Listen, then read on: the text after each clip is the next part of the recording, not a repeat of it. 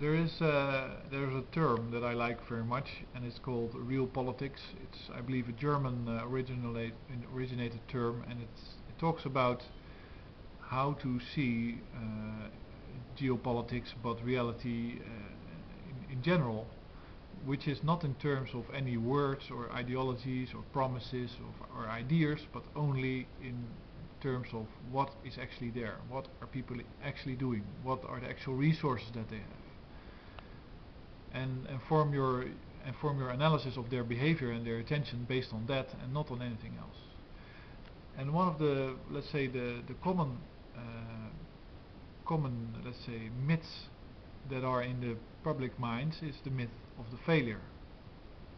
Let's say you have basic failure. Of course, you can fail for your driver's license, or I don't know if that's possible in the US, but you can make mistakes and stuff on a small scale, but on a large scale, failure is no longer unintentional. Usually, failure is usually intentional. So there is, but of course, because so many people try to succeed, it's very hard for them to imagine that somebody would fail on purpose. But to give an example, if you have the IMF investing in Africa years ago, they would give billions to Nigeria or some kind of Niger or some kind of country like that, only to wait until all that money was squandered by that country, so they would have contracts for the resources of that country. Of course, for which, there's one thing you can do is try to steal something from somebody. The other thing you can do is try to make that person make a mistake, so he feels indebted to you and then gives you whatever you want to have. How can I thank you for this, for helping me overcome my failure? And then failure, of course, is not.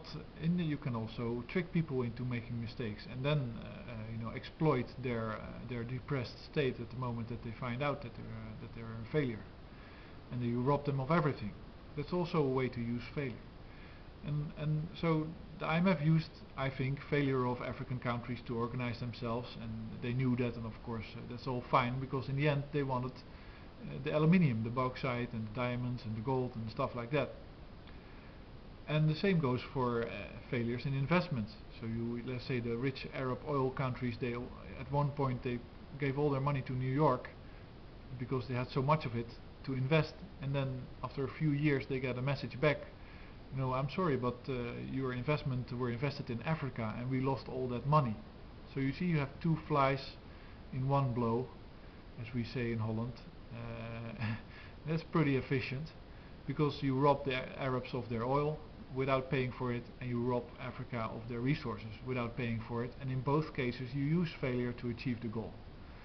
Now the US is about to fail. The Federal Reserve is working very hard to make the US fail economically 100%. It's just going down the drain. There's no more production relative to the outside countries. There's no more resources relative to the outside countries.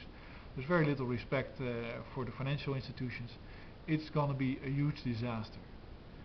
And the mainstream media is constantly lying to the public. They are warning them somewhat because it's not waterproof, but anyway. So watch out who will benefit from this failure, because it's not unintentional.